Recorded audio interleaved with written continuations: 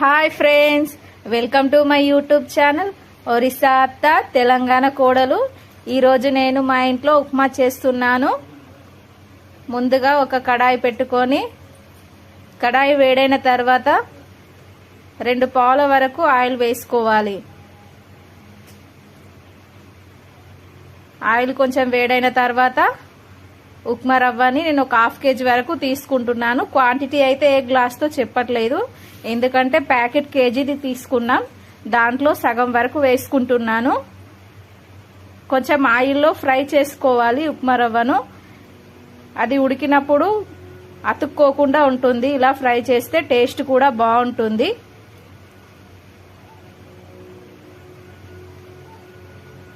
మంట స్లిమ్లో పెట్టి ఫ్రై చేసుకోవాలి.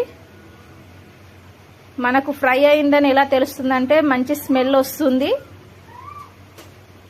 కొంచెం కలర్ కూడా మారుతుంది. మళ్ళీ ఒక కడాయి పెట్టుకొని 2 పావుల వరకు ఆయిల్ వేసుకుంటున్నాను. ఆయిల్ వేడైన తర్వాత ఆవాలు, జీలకర్ర వేసుకున్నాను. కట్ చేసి పెట్టుకున్న ఉల్లిపాయ ముక్కలు, పచ్చిమిర్చి, ఎండుమిర్చి,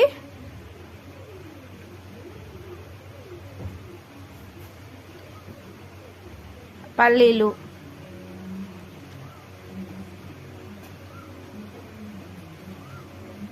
కొంచెం మినప్పప్పు కూడా వేసుకుంటున్నాను.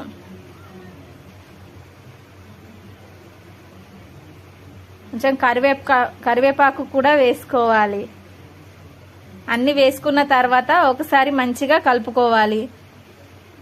మంట స్లిమ్లోనే పెట్టి అన్ని మంచిగా వేయించుకోవాలి.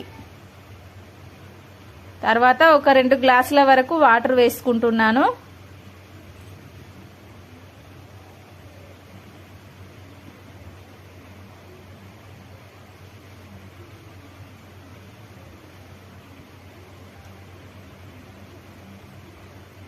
ఒక 1.5 స్పూన్ సాల్ట్ వేసుకుంటున్నాను. ఫ్రెండ్స్, నా ఛానల్ మీకు నచ్చినట్లయితే లైక్ చేయండి మరియు షేర్ చేయండి. నా ఛానల్ని సబ్స్క్రైబ్ చేయండి. చివర్లో కొంచెం కొత్తిమీర వేసుకుంటున్నాను. చూడండి, ఒక 5 నిమిషాల తర్వాత ఇలా మీదికి పొంగుతుంది. తర్వాత మనం ఫ్రై చేసుకున్న ఉప్మాను ఇలా కొద్దిగా వేసుకోవాలి. మంట స్లిమ్లోనే పెట్టుకోవాలి, లేదంటే ఉండలు కడుతుంది. ఇలా వేస్తూ కలుపుకుంటూ వేసుకోవాలి. ఒకసారి వేసుకున్నాక మంచిగా కలుపుకోవాలి. ఫ్రెండ్స్, మీకు ఏమైనా డౌట్ ఉన్నట్టయితే కామెంట్ సెక్షన్లో కామెంట్ చేయండి.